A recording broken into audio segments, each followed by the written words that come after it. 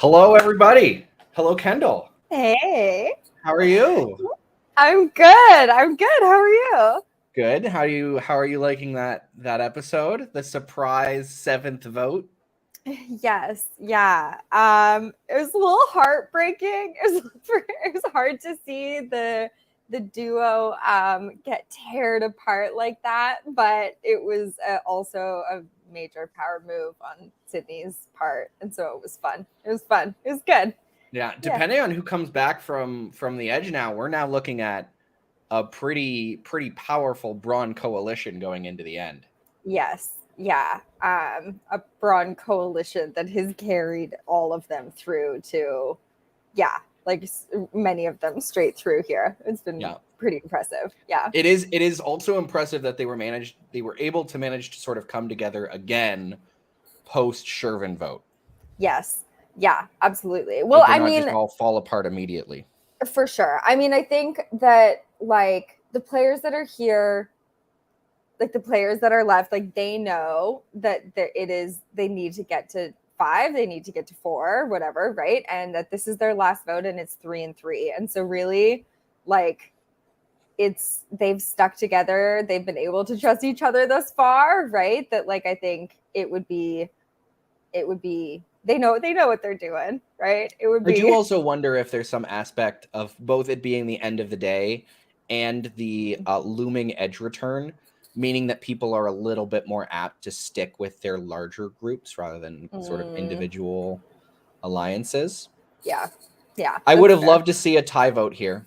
However, Me there is a too. statistic that is important to note.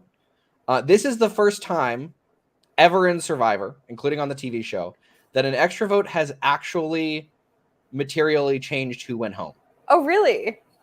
The closest one is on Survivor 42. An extra vote was used to avoid a tie, but if the vote tied, the person who was targeted with the extra vote also would have gone home in the end anyway. Okay. This is the first Okay. time a vote was very materially changed by an extra vote existing. Wow. I didn't know that. I would assume that that it would typically make a bigger difference, but I guess you don't always know when you're going into a vote, right? Like What the how numbers are going to be exactly. yeah. And the other thing is that an extra vote is very hard to make work until the numbers are about this low. Right. Because most of the time there's like 2 votes difference or 3 votes difference. It's hard to get Right. that on the edge of a tie extra vote. Oh, I got it. Right, for sure. That's cool. So, I did not know that. That makes it like extra spicy. yeah. So major props to Sydney for that. Let's Yeah. do a recap of the episode. There's a We lot. start- There's a lot going on in this episode. Yeah. Yeah. Like very, very dense. Yes. We start with Craig approaching Bomey. That, okay, time's up. We need to get rid of a Braun after that. Yeah. And generally it looks like Craig is sort of reeling Yes. from the betrayal of mostly Eric getting rid of Shervin. Yeah. Yeah. Yeah. And this was funny because it was like you could see Craig trying to like the gears turning and like trying to figure out where the votes were landing and like really working it out. And Bomey was just like grinning ear to ear, like so thrilled, just like watched him do it. Just was like a fun little pairing there. Yeah. And they make their false double alliance. Yes. Both of them making a false title to it. And then it was funny because Bomey said he voted for Sydney, which also was like, I don't know if you caught that, but yeah, Bomey definitely, which like, who's gonna believe? Who's gonna believe that the one vote for Kristen didn't come from him? But anyways, thought that was a funny little white lie to tell. Yeah. The other thing is that Craig reveals he has an idol to Bomey, which I think is the last person to find out. Is it? Or does because how did Chelsea and I guess Chelsea and Sydney know through Eric and I think that's the assumption that the episode is making too. Yeah. I don't think we had footage of them specifically being told, but so then everyone knows. But this is also the last time that Craig would have been able to play it, right? And so it's not like I believe he also might have been able to play it the next vote and the vote after that. Are there still 2 more votes? There is. So after this, we have 5 people left in the game. After this, we have the edge return, which basically backed up to 6. Right. And then we have 5, and that's, I believe, the last time an idol is available to be played is at the final 5. Okay. So it is a little early then. We're not at the end. There are still opportunities that he could have used it. Okay. Yep. Okay. Yeah. So what do you think? Sorry to jump then back to the vote, but do you think it was a good call for him to use it here? There were a few assumptions that were being made that made it a lot better of a play, even though it was technically misplayed. He heard from Eric that his name was being written down, and he was trying to get it moved over to Bomi, but he wasn't sure about that. Yeah. And I still do think that him and Eric still had a little bit of a connection. Yeah. So it makes sense for him to believe that to some degree. The other aspect here is Bomi told him he had an idol too, right before that final tribal council. Right. Or that not the final tribal council, that tribal council. Yeah. Yeah. Which is so funny. Such a fun. Have an idol. Yeah. You should probably play your own too, and then it's just a guaranteed brawn out. Right. For sure. Yeah, that's fair. And this is so funny, the like Bomi having an idol theme and like who even knows in the first place. Like people have to know it for it to have know that he has an idol for it to have an influence. We talked about it last week, and Eric and Shervin both had no idea that he had an idol. Yeah, and so it's just such an interesting. This is the first time. This is the first episode I think where we see people even like actually acknowledging it in any serious way. Yeah. I think partially because no one was really treating any kind of Bomi vote seriously up until this point. Right. And that's partially because of the immunity winner. We'll quickly go over, though, to the Edge challenge. A little bit of an embarrassing moment for me. Just one? A few, maybe. It was a chaotic couple of minutes for you there. Yeah. So, beginning of it, Connell gets injured. Yeah. This is a shoulder that has been plaguing him for quite a long time, even up to going into that season. So it's an unfortunate aspect that he's now not able to participate in the last one, and this is obviously going to affect any kind of attempted return he has. Right. He does get some cups though, and Kayla is able to repair the shoulder. That's awesome. Is Kayla how does Kayla know how to do this? Kayla is a massage therapist. Okay. So yeah, she has knowledge from that. Then we see the chaos. A quick recap. We see many people take apart their tent to make ramps. Yeah.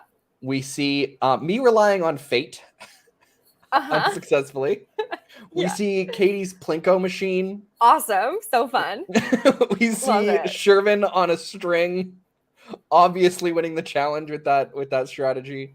And we see quite a lot of people having to be told by Neil, no, you can't touch your materials anymore. Stop, please. I'm begging you. I'm going to disqualify you. You have to walk away. Yeah. Yeah, it was great. Yeah. I do have to say, I do feel bad because the ball did go in the bucket with just the wind. Okay.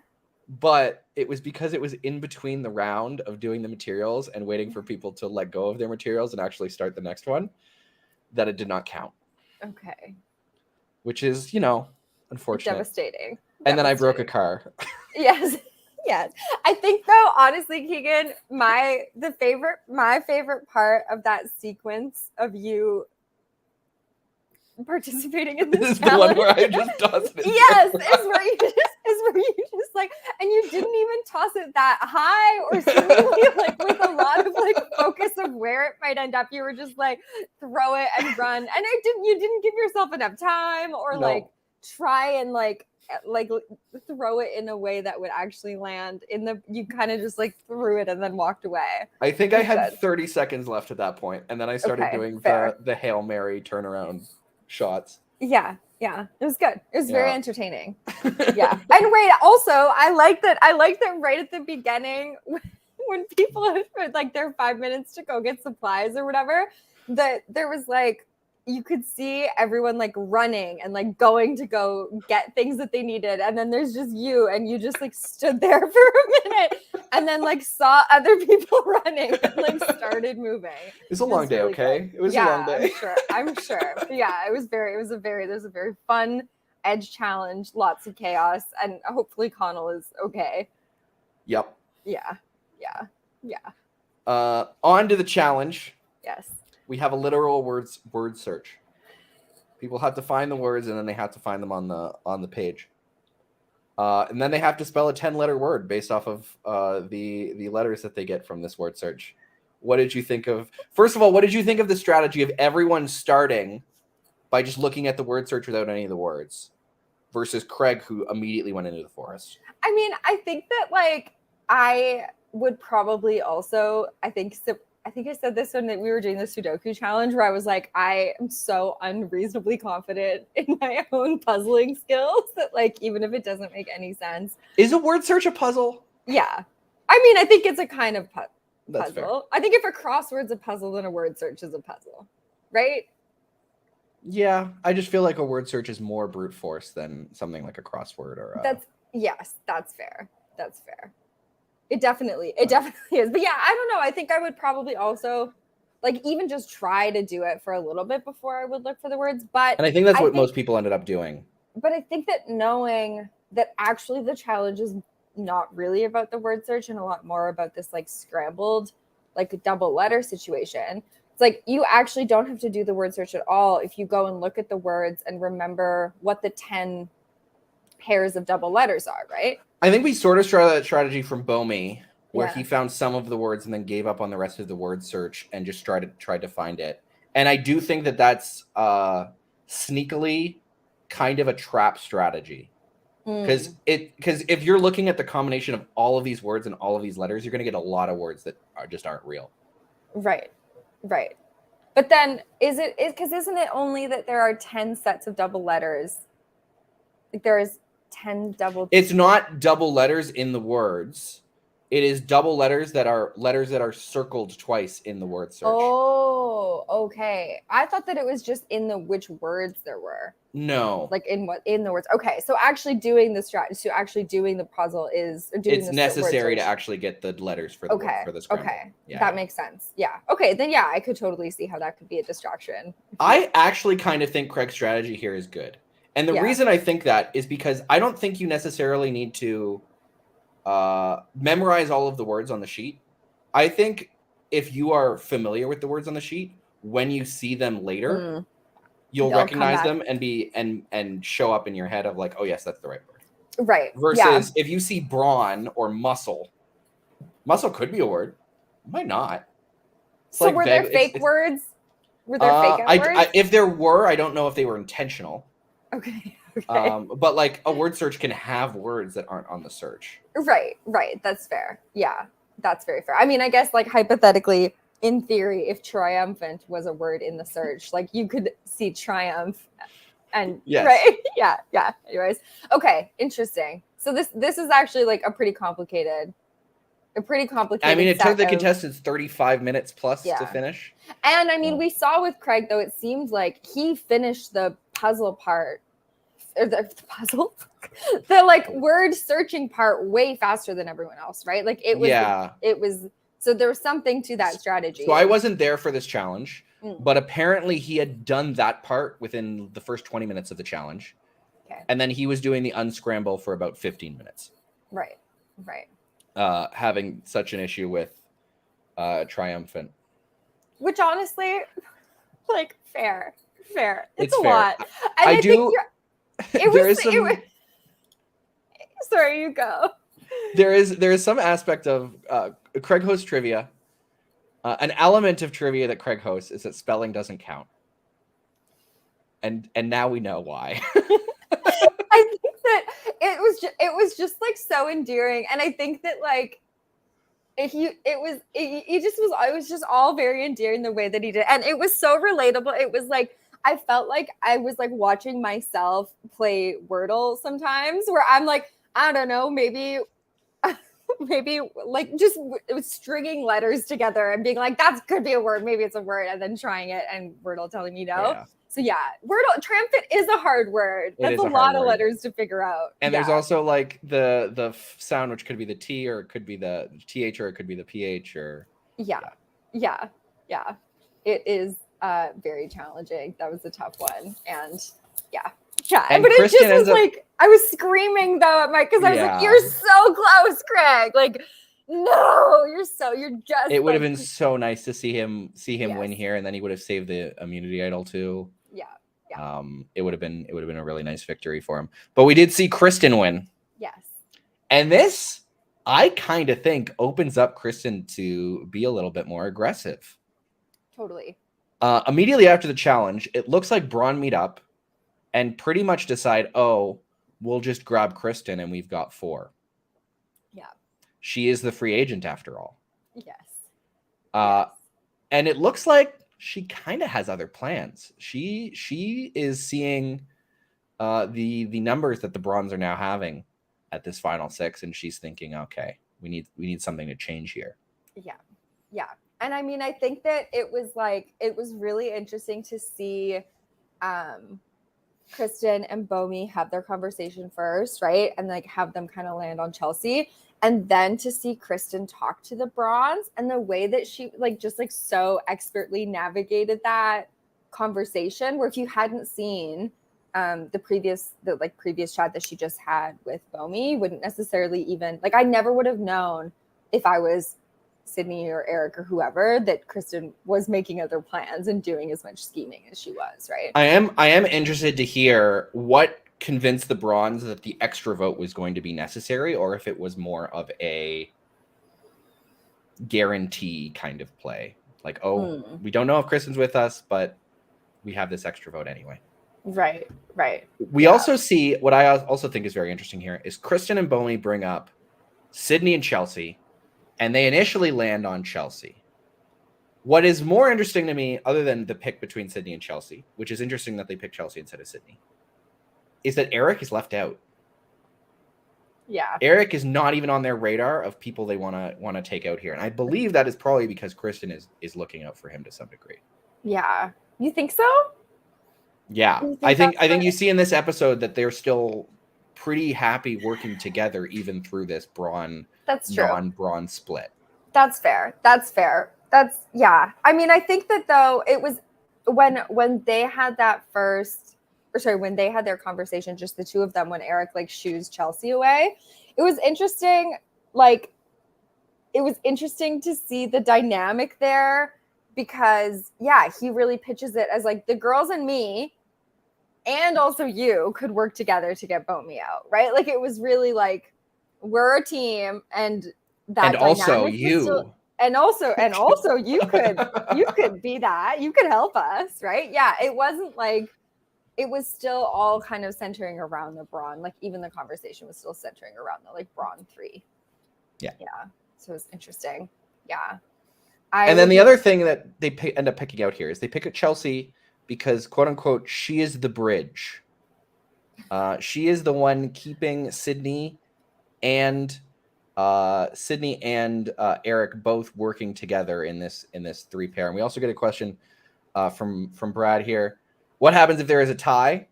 This will come up possibly in an upcoming episode of the consequences of a tie vote. There is a revote, and you can only vote for the people who were voted on the first time. And if it is a tie again, the players who are non-immune and were not voted for draw random rocks from a bag, and whoever has the odd rock out is eliminated. It is a mechanic that is designed in the show to basically make people make a choice and really push people to move away from a tie. I would have been really interested to see what would have happened in the case of a tie this episode. Yeah. So yeah, Chelsea is the bridge. What do you think of this? I mean, I think initially I'm I can see that, but I'm what actually what makes a bridge, right? What does that actually mean in this context? Yeah. And yeah, Cole is adding, if it continued to be a tie, it would have been a rock draw between Sid and Eric, which almost would have made sure that Sid or Eric flipped. There was no reason for Bomi, Craig, or Kristen to switch away from the tie in that case. In terms of the bridge, I think they sort of explain it which is that Sydney has a very good relationship with Chelsea and a so-so relationship with Eric, at least from their perspective. And Eric has a good relationship with Chelsea, but has a so-so relationship with Sydney. Now, this might not be entirely correct. I think all of the Bronze relatively, at least among that Brawn 4, really got along. We saw how hard it was for Eric. And we're working together and like voting to like, even if they weren't getting along, like voted together, we're consistent, we're keeping each other in the loop, right? And so there's some angle here, but like if you are trying to break up an alliance, getting rid of the person that all of them really like, actually a fairly good strategy to start. Yeah, that's fair. That's fair. But I mean, I think it's interesting, like that, that Eric did not really, this has been, again, consistent for him across the game, right? Is like not somehow still not being perceived as a threat, or at least is not like, at least has good enough relationships with the people who end up making decisions that his name is not getting thrown out still, right? Yeah. In a way that was the case for Bomi last week and is not at all now, right? Now, this does not mean that Eric was completely removed from all scrutiny this episode, because he had that conversation with Craig. Yeah, get it, Craig. It was so nice to see that he like stood his ground on that one. That was awesome. Yeah. It's weird to me because I feel like, knowing Eric, he was being mostly truthful that discussion, which I bring up mostly truthful because I do believe that, and this is based off of the confessional that he gave as well, I do believe that Eric was extremely torn that episode between what he wanted to do. Sure. Yes. Did he have actually picked that thing? And was the blaming on Bomi a little bit? Why are you blaming Bomi for the votes that he didn't do? I'm pretty sure that Eric said that he was bamboozled into the vote because he thought Bomi was already voting for Shervin, which meant that his vote didn't matter. Yes. Which then asked the question, so why did you vote then that way if the vote didn't matter? But so I don't know that I would call that not a lie. I think that there's some, again, what is the truth? What are lies? Like how that's not for us to decide. But I do think that it might be a stretch to say that Eric got tricked into the vote last week, at least kind of in the way that he sort of, the way that he presented. He was also clearly trying to like, he was the decider. Between him and Chelsea were the deciders of that vote. For sure. No one else was. It was definitely not Bomi who voted for Kristen. No, it absolutely was not. It absolutely was not. But I think that like you see Eric though also sprinkling in some like apology and like clearly trying to maintain a little bit of a connection. I think it was interesting to see Craig, for maybe the first time we've seen this season, be like really serious actually, and like not necessarily like take it. He had been burned so quickly from Eric before. Yeah. Maybe he's not going to let him in as easily this time. Yeah, for sure. Yeah. So it's interesting. We also see immediately after this, and we sort of talked about this already, Eric waves Chelsea off to talk to Kristen. Yeah. What do you think about this? I really don't know. I don't know how I would take this if I was Chelsea. And I don't know how I would take this if I was Kristen, right? Because Kristen's spot, I mean, I guess like maybe that means that Eric is going to be, open to talking about options that Sydney and Chelsea aren't with Kristen or whatever. But it also maybe means that like Eric is not willing to let his Eric doesn't want his teammates to be a part of the conversation that he's having with Kristen, right? Like as Kristen, I would also be like, wait, why don't you want Chelsea? I think as Kristen, I actually probably take it as a positive. Yeah. Weirdly. Because it does mean that he is keeping options to even possibly get rid of Chelsea or do something that Chelsea doesn't approve of open. Right. That's fair. I also think that it's probably more about Eric wanting to keep his relationship with Kristen and how well developed it is at this point secret from the rest of his tribe. Interesting. Which, if I'm Chelsea, I am incredibly suspicious of that moment. Yeah. Yeah. Do you think that she read that? Do you think that she was suspicious of it? I don't know. I do think I would ask a question about it to him later. I don't know if we had footage of that or not. I didn't edit this episode, but and especially after the way that this vote landed, right? Like I'm sure Chelsea's going to have some questions for her team, right? Yeah. There's got to be some questions. I mean, did she even know going into the vote that she was the alternative? Possibly. Yeah. I do think they probably knew through Sydney, because Bomi was telling Sydney to vote for Chelsea, I believe. Right. So she did probably know that she was in danger. I do think, though, that Eric does have a decent amount of credit with Chelsea after the very difficult vote they went together and the truck conversations they had. Yeah. Like not 20 minutes before. Yeah. A reminder to everybody, the entirety of the merge has happened in a single day. These players are drained at this point. Yeah. It's a very after this conversation, we see the bag of acorns. Payoff is a strong word, but at least be revealed as a play by Bomi. Yes. Yeah, we see him acknowledge it really explicitly, and anybody like hear him really for like the well, it's mostly the conversation they have with Kristen, Bomi, and Craig. Yeah, and I did find something very interesting here, which is Kristen immediately asks, "Oh, so I can vote for you, and you can use the idol, and we can do it." Yeah, which is exactly the same question she posed to Katie. Yeah, when she figured out that Katie had a fake idol. Yeah. This time it does not. She's doubtful, but she doesn't know this time. Yeah. And I think part of that is because she's in a group setting, so she might be a little bit more afraid to, I guess, confront Bomi about the possibility of a fake idol here. But they go in with this plan of, okay, we have 2 idols and an immunity. How can we possibly lose? Right. The answer is one of the idols isn't real. Yeah. Do you think Bomi should have told the rest of his tribe, or the rest of, not his tribe, but the rest of that grouping, his idol wasn't real? Yes.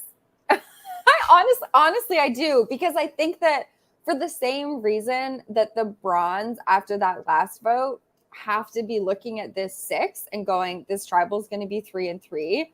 We have a clear 3 here. The rest of them, like Kristen, Bomi, and Craig, have to know that if they, and Bomi says it doesn't he say it to Kristen at the very top of the episode? Like, if we aren't sticking together here, we're fucked. And so, like, Bronze just steamroll to the end. This is it. And so, like, I think that you have to know that this vote is not going to be spread widely. It's going to be close like this, and you have to be really solid with the people that you're voting with, right? I think this is the time for some of the wild card antics to, like, get rodeo. What's the and we saw this from the sort of like inner monologue walk to tribal that Kristen had. Yeah, that she knew the vote was Bomi. Yeah, and she was considering this in her head. Oh, do I tell Craig that Bomi is the vote? Maybe he should put the idol on Bomi instead. All of these sorts of things were running through her mind. I don't know if she ended up doing that, or if Craig just said, you know what, it's up in the air. This information to Kristen might be fake. I trust her, but I might not trust the people telling her that the vote is Bomi. Yeah. I'm just gonna put my idol down and make sure I live to the next round. Or if this was something that was actually discussed in those discussions at Tribal Council. If you're not aware, Kendall, this season, I wouldn't say had a problem, but had a tendency to talk about the vote while people were voting. There would be whispers while people were at the urn. Okay. All right. Almost constantly. Okay. Cool.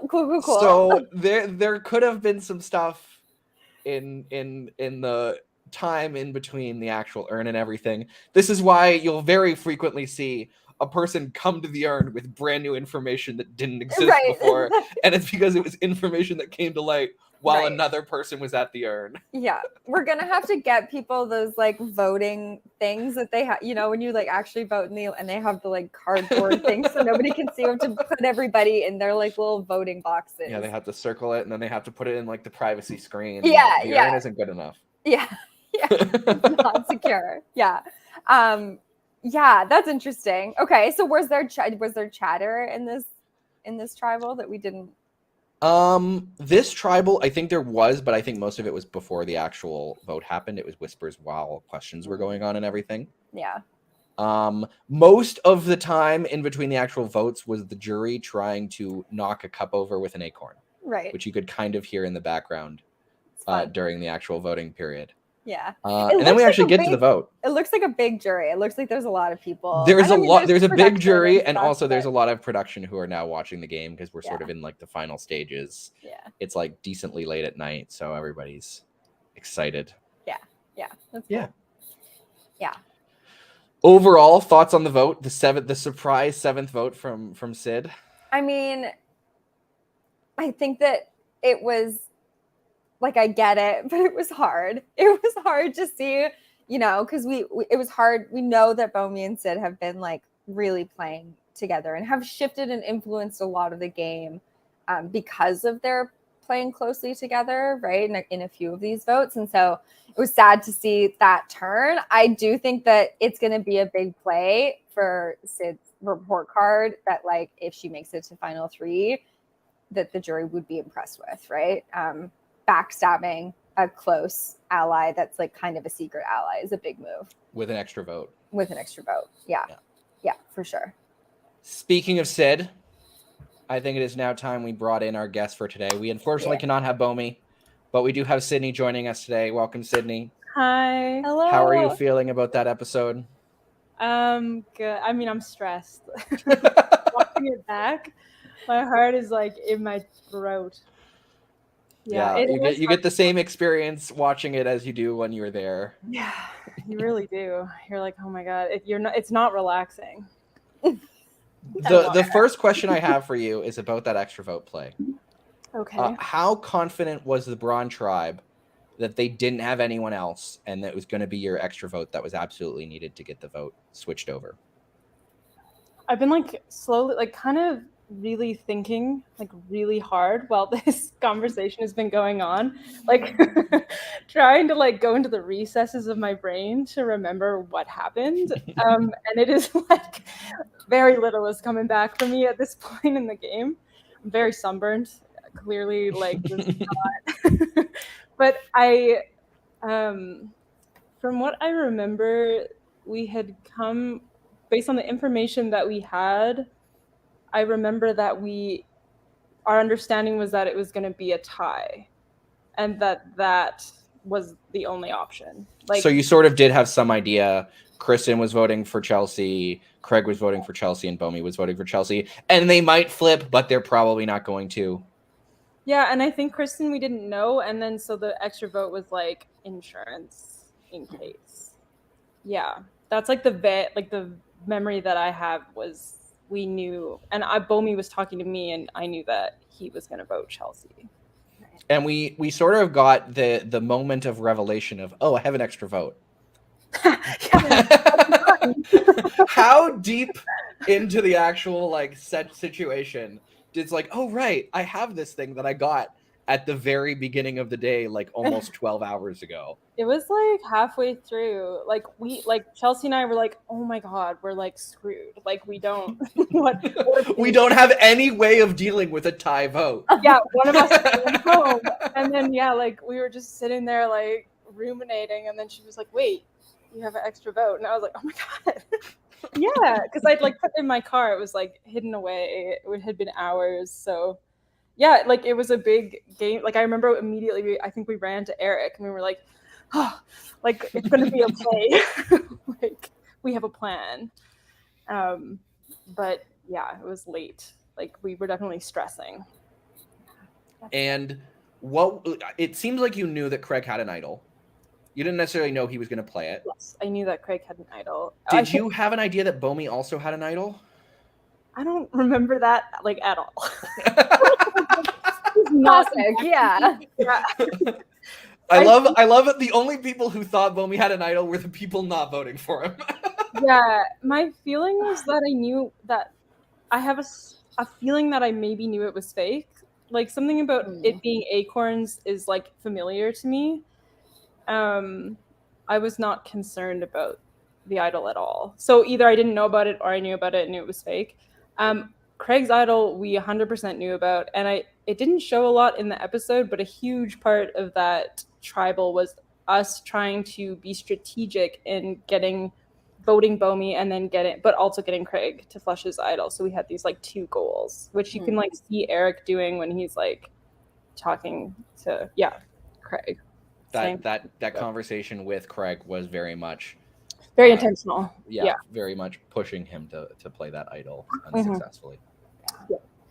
So I'm curious, Sydney, like why watching it back, and like why Eric wasn't as much of a target as you and Chelsea were. Like why it was your name and Chelsea's name that were brought up here in terms of like brawn targets and not Eric.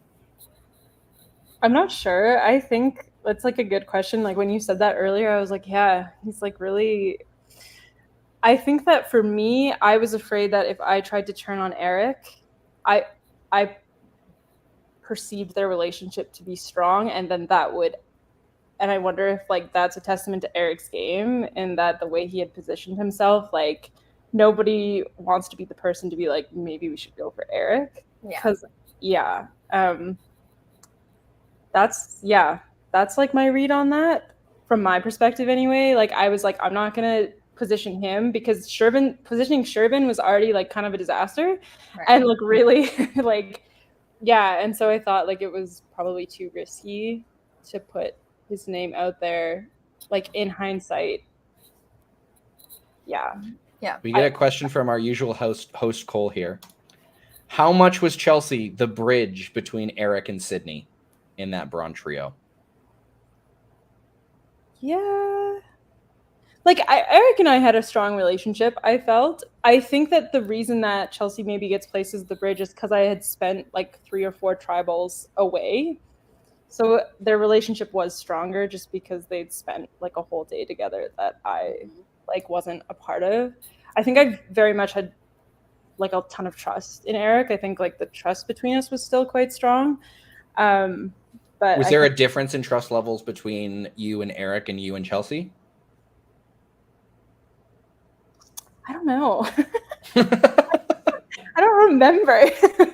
I was very trusting of my Braun team. I really like, and I definitely had a closer relationship with Chelsea because at one point I thought that Eric and Shervin were like scheming kind of. I got false information, but I like, so yeah, I think that me and Chelsea were a little bit closer.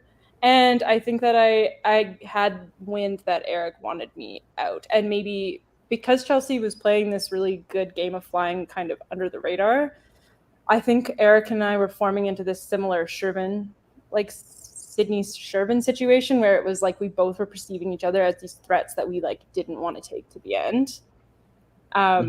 It haunts me. Like in hindsight, I think sticking with strong is a very good strategy, but I think that's where that started to. Who initially proposed that idea? We're just wondering. What idea? Strong sticking is strong. No, I'm proposing it now. We didn't do it. I'm just making a comment on how I brought that up in the merge vote. I was booted in it, and yeah. I see. Oh yeah, I forgot about that. You pitched that to Eric. That was your like final sell, wasn't it? Yeah. Yep. Yeah. Although it has taken both Eric and Sydney pretty far to go the way they have, so I can't really comment on. I think it was subtle, but it was like stuff that was unsaid. Was like, okay, he's gonna like he wants me out. Whereas sorry. No, I was just gonna ask, like, how strong do you think that the 3 bronze were, like, that you were feeling with the bronze, knowing that a player is returning soon? I felt stressed. I did not sleep that night at all. Like because I think I had a feeling that the bronze were, I mean, I don't want to give anything away, but it was like we're coming down to the wire. I know there's different conversations going on now that I'm not a part of. I have no relationship with Craig. I might not have any relationship with this person who's coming back, or God forbid it's Bomi and I'm whatever, right? So like, yeah, I think I was not feeling very strong at that point. I Like guess I was daydreaming about us being strong. you were bringing up the relationships you had with the people left in the game. Mm-hmm. And I think it's interesting to note that you had a very good relationship with Kristen at the beginning of the merge. Right. Yes. What happened there that sort of, it seems like it sort of took a back burner to the rest of your gameplay and decisions. Were you still maintaining this line of communication with Kristen, or did Eric sort of replace you there? No, I think I did. I think it wasn't shown in the episode. Okay. I am almost certain that I am the one that told Kristen that we were voting for Bomi. Okay. I had no idea, and I was very confident that she was going to do that. I had no wind at all that she was had, like you said, that she was strategizing as much as she was. And I felt like very confident telling Chelsea and Eric that she was going to vote Bomi. Yeah. Yeah. So was it, like I think we even see it in this tribal where Kristen's like really playing up this, like playing from the bottom, but she's like, last tribal was so rough for me and I'm just happy to be here. This immunity win is like, wow, what a fluke. It's great. I'm just so glad I get to be here for one more day. Did that like feel really genuine? And like, did her kind of floundering, like seemingly flounderingly feel real to you? Yeah. All Kristen, like I really was like a firm like Kristen believer. Every time she cried, I was like, yeah. So yeah, I think that Kristen played or is playing such an amazing game that I was not noticing at the time watching it back. I'm like, whoa, she freaking knew what she was doing. Whereas in my mind, I think even at that point, I still had this like sense of her as being this underdog that like was kind of like needed. I don't know if this sounds weird, but like she needed like the relationship between the two of us to continue on almost. Right. So I felt like very confident in that, and I maybe a little too confident. Like I don't think I had any idea that she, yeah. Well, and I think that's her whole gameplay, right? And I think the first time we had her on in the recap, she was like, I picked my outfit intentionally the first day to be all pink, so that I was like, my mind was blown, just the like level of thought that had gone into it. So I would also not have known. Like I think it seems believable on the screen at least. Yeah. Talking about the other people left in the game, there's 4 people other than or 3 people other than Kristen and you left in the game before the edge return, right? Mm-hmm. Can you give like a quick summary of what your thoughts are on each of those people as we were going into this last day? Because I'm sure you thought about it a lot while not sleeping the night before of like, what kind of player is this? How much do I need to worry about them? How much do I have a chance of playing with them? Oh God. Oh. We'll start with Eric. What were your thoughts at this time about Eric?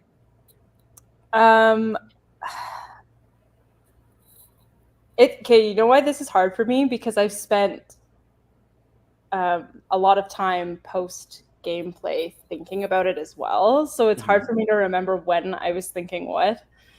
I think that I felt that Eric was a very big threat going into the final tribal council, but there was a part of me that was like, that knew that I might need him to get there. That's like how I felt. Chelsea, I felt really good about. I felt like I could trust 100%. I had no doubts in my mind at this point that like Chelsea and I are really strong allies. And Craig? Craig, no relationship. None. I literally hadn't talked to him, like inside or outside of the game at this point. Yeah, I think that I put his name out a lot. I knew that he was very good at puzzles. Good default if you can't name anyone else too. Yeah, and and I had this fear of like he like getting to that final 3. I was like, these puzzles are gonna be like hard, and I'm not a puzzle girl myself. So yeah, I think like that was my fear, like knowing that Craig was a threat in that way. Mhm. Who else is? That's just it. Yeah. Yeah. You already talked about Kristen. Yeah, it was a lot of like there was like a web, and I was trying to like figure out what was the best way for me to like catch. We should furnish everyone with the final 6 a cork board and red string so that they can piece these things together on the last night. Yeah. Yeah, that's awesome. Kendall, do you have any more questions for Sid? No, I do not. But can we put Cole's last comment up? Thank you for matching your nails to our nameplates this week. Oh yeah, so fun. Just true survivor commitment, like through and through here. So no, yeah. Christian prepared her color coordination so that she would be underestimated. You prepared it to match the nameplates. Yeah, and they were both very much appreciated. Excellent.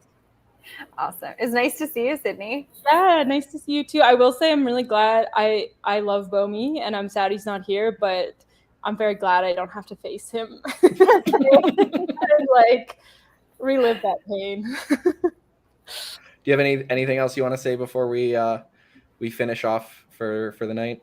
No, thank you for having me. It's so fun. I've been loving it. Sweet. Well, thank you for joining us, Sydney, and good luck in the finale. Thank you. Bye. All right, Kendall. Before we get to the last order of business, I want to quickly remind people of the actual situation going on with the finale. Next week, we will not be having a quote-unquote regular episode. It will be another Edge Return 0.5 episode where we will watch the 13 people who have been voted out so far battle to try and make it back and figure out who will be that last person in the true final 6. And then the week after that, we will be having the finale. There will be a live viewing for people in Calgary on June 25th. And the finale will actually be an hour early that week. It will be starting at 6 because it will be a super long episode. So I hope everybody is excited for that. I don't think we will be having a recap podcast pre or post 0.5 episode, and the recap is probably not going to be on the Sunday for the finale as well. Cool. But we should still do a recap. I was gonna say, there's like some reality shows that do like a bunch of them do like reunions like after the months later. We should do a reunion tour, the whole cast. The whole cast. We can just bring them in as we have questions. Yeah, it'd be fun. Yeah. I agree. Cool. I agree. The true order of business to end off this episode, though, Kendall. Yes. Who is your player of the week?